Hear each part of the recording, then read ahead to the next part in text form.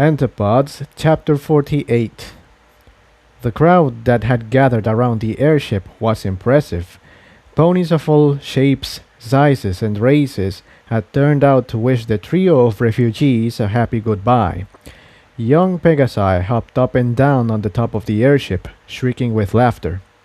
Moonbow stood in front of the trio, dressed in the heavy blue robes they had seen around the city so often. As he turned to address the crowd, they quickly grew silent.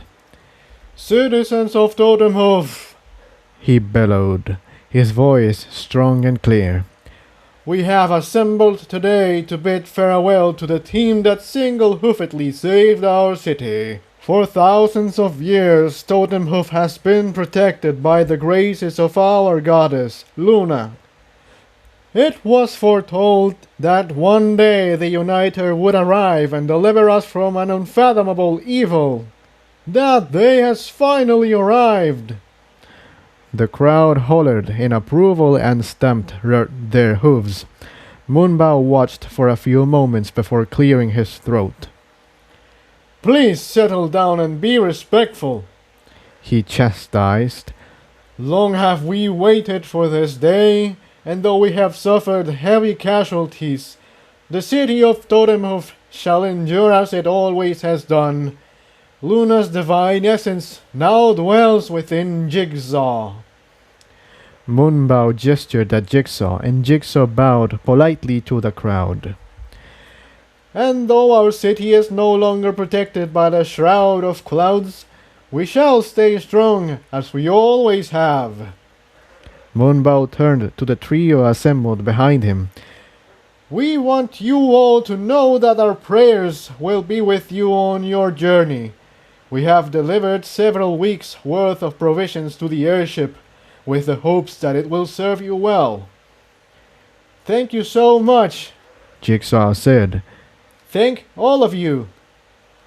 Moonbow stepped aside, and Jigsaw took his place to address the crowd. "Your generosity is truly moving. However, I feel it prudent that I reveal something that many of you have already guessed. Tiptoe and I are not in fact refugees from Stalingrad. We came from another village, underground and far to the west.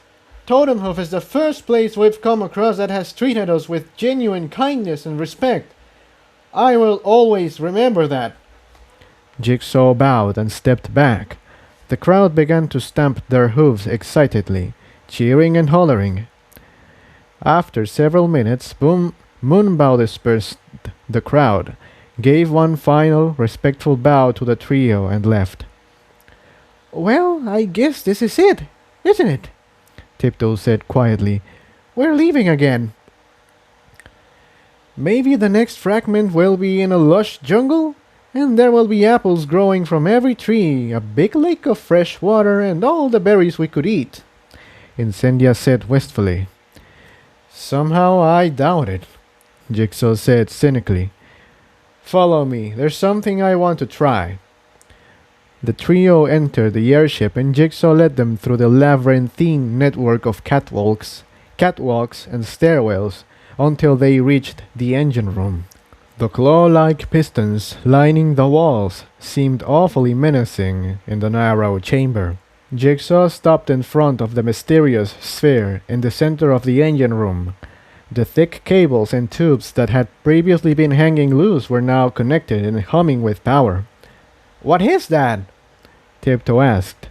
"You'll see," Jigsaw said. "It was unplugged when I first came down.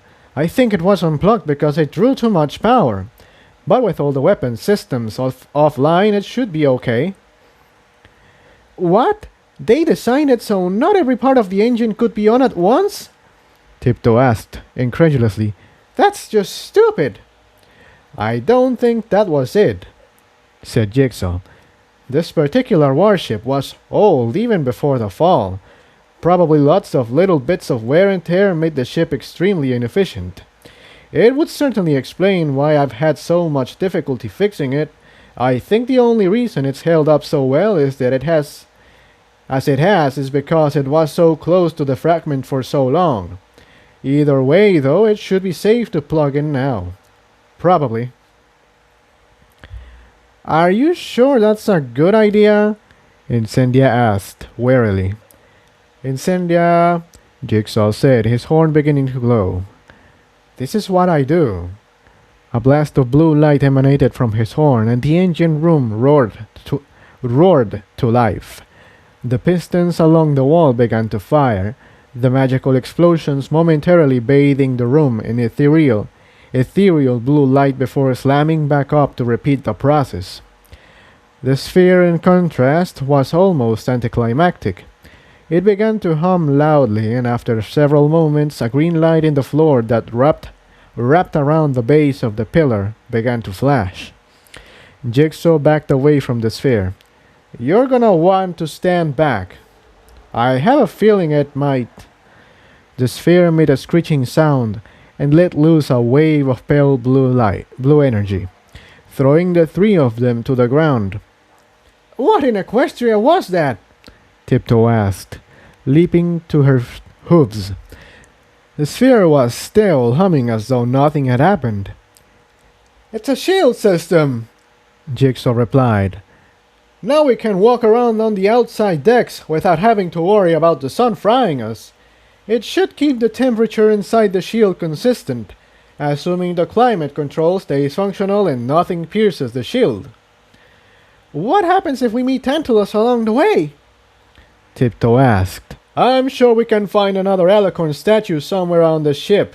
Incendia, that's your job from now in. Incendia chuckled. Very funny, but really, Jigsaw, do you have any plan for that? We could try ramming him, but I don't know how much good that would do, Jigsaw admitted. I do still have the weird goddess powers. If anything, I'd expect them to be stronger now. It could kill me, yes, but in a worst-case scenario, it could save you. Not acceptable, Incendia retorted. We can't stand to lose you, Jigsaw. Well, Jigsaw said, I'm going to try and repair the weapon systems on the way. It's possible I might have them fixed before we get there. Even if I don't, it's a big airship. I doubt he could survive if we just steer it into him. I don't know, Tiptoe said. Apparently he survived that statue to the face. I've been wondering about that, Jigsaw said somberly. I figured he wasn't gone forever when his body vanished at the castle, but how does anything survive that? What is he anyway? I mean, he said he was some entity possessing a dragon, but why did he even let us go when we stumbled right into his lair? Why would he care about taking down Rubidium? And why hasn't he just gone out and destroyed the fragments, or moved them at least?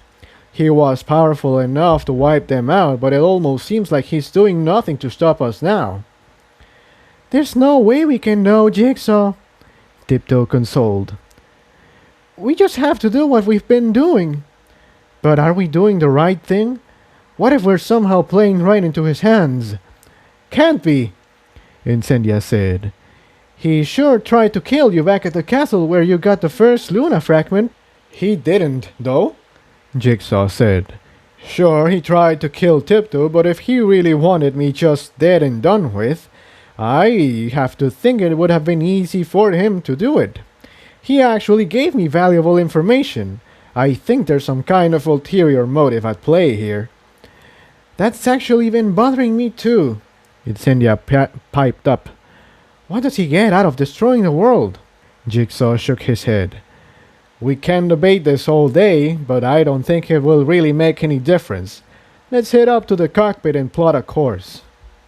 Tantalus stood, examining the cracked blue crystal. Tentatively, he reached out a finger towards the gem. However, before he made contact, the crystal began to quiver violently. Golden light poured out from the cracks, and Tantalus's finger recoiled. The pulsing light inside the stone repulsed him. His reliance on it disgusted him even more. The gem was his physical anchor to the world, yes, but it was also painful, corrosive to his very spirit. A flash of green light behind him caught his attention. Lying on the cavern floor was a tattered strip of parchment.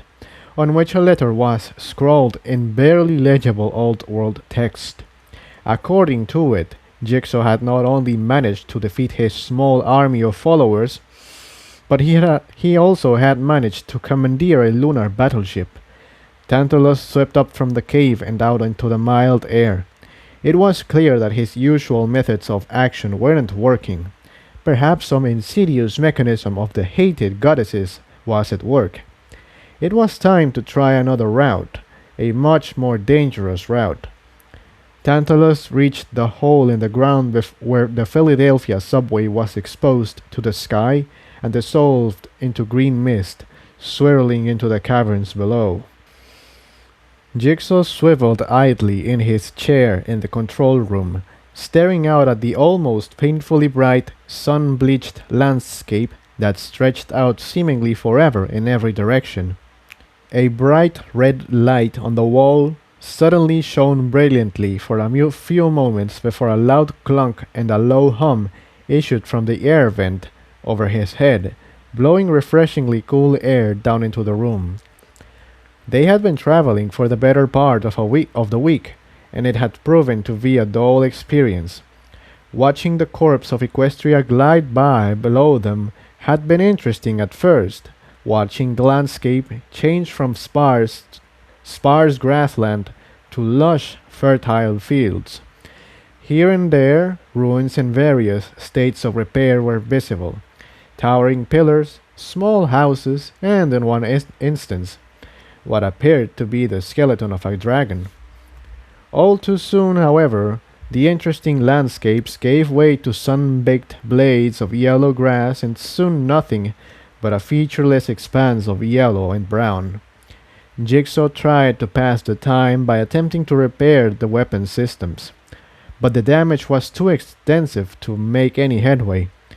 To try and alleviate their boredom, the trio had taken to exploring the ship. To their dismay, this proved to be no more entertaining than watching the landscape below. The airship appeared to have never been flown after the Grand Cataclysm, until Jigsaw took it up. So most of the rooms were shaken up as a result of the crash. None of them contained anything more than overturned furniture or silent computer consoles. Jigsaw hopped out of his chair and set off towards the metal stairs that led down into the lobby. When he arrived, he found Incendia and Tiptoe giggling about some private joke. "What are you laughing about?" Jigsaw asked. Oh, hey, Jigsaw. Incendia was just telling me some stories from her days in Stalingrad. Tiptoe replied. "I could use some stories. There's pretty much nothing to do up there. Computer takes care of most of the work. I think we're getting close now, though. I can—" The floor jerked below Jigsaw's hooves, sending him careening into Incendia. Ow! Incendia exclaimed, getting back to her hooves. What was that? "I think the airship stopped," Jigsaw said. "We're here." Finally! Tiptoe exclaimed. But how are we going to get to the fragment? It has to be over 1,000 degrees out there. And where is it? Where could it be hidden? I could last maybe a few minutes out there if I lit myself on fire, but I don't think that would be very useful. Jigsaw nodded. "I say we just land. The shield will extend a few hundred feet in all directions. We wait for the ground to cool off and then we look around for anything that seems out of place." Sounds good to me, Incendia replied. They turned on the spot and began to make their way back up towards the control room. When the trio reached the top of the staircase, they stopped dead in their tracks. Stretched out before them, just in view outside of the magical viewport that took up the far wall of the control room, was a huge pit in the earth. The walls appeared to have once been smooth and uniform, but time had clearly taken its toll. Whole sides of the pit had slowed off and were lying in heaps at the bottom. Fragments of metal, possibly the remains of a walkway, clung to the intact sections of wall. Jigsaw's eyes grew wide. Without a word to the others, his horn ignited. Blue tendrils of light erupted out of his horn. burying themselves in the terminals around the room. Old world text began flashing by on the terminals, and the view outside the magical wall began to flicker. Suddenly, a map of Equestria flickered to life on the screen. Tiptoe gasped softly. The map was illustrated with and dozens of huge cities, all labeled in old world text. One city in the far west had a flashing red light above it. She recognized it instantly. Philadelphia! She read. Jigsaw, this isn't. We're not. We are, Jigsaw said. We're above the ruins of Philadelphia. The caves. Our home.